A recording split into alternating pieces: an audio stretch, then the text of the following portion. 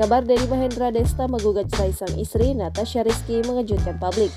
Gugatan cerai tersebut dilayangkan Desta di Pengadilan Negeri Jakarta Selatan pada 11 Mei 2023. Penyebab Desta menggugat cerai istrinya tak diungkap, namun tanda-tanda keretakan rumah tangga keduanya disebut-sebut sudah terlihat.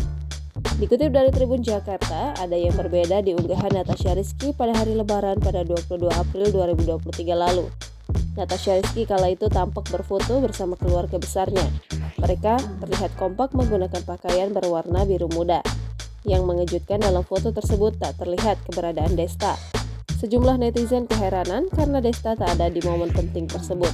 Siapa sangka ternyata dugaan netizen tersebut benar adanya.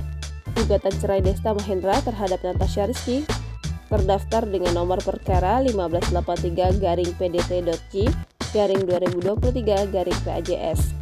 Sementara itu, Humas Pengadilan Agama Jakarta Selatan, Taslimah mengatakan, dalam permohonan yang diajukan oleh Desta, tidak terdapat permohonan hak asuh anak maupun harta gonogini.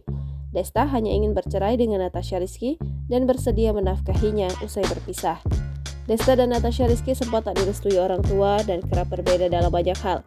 Menarik untuk mengulik kembali soal kehidupan rumah tangga dari Desta Mahendra dan Natasha Rizky.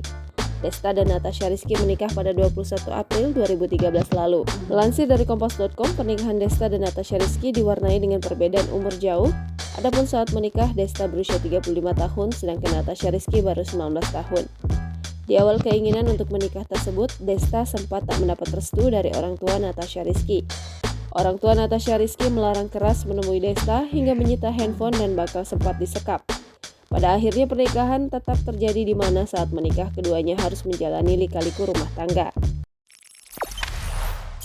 Jangan lupa subscribe, share, komen, dan like ya!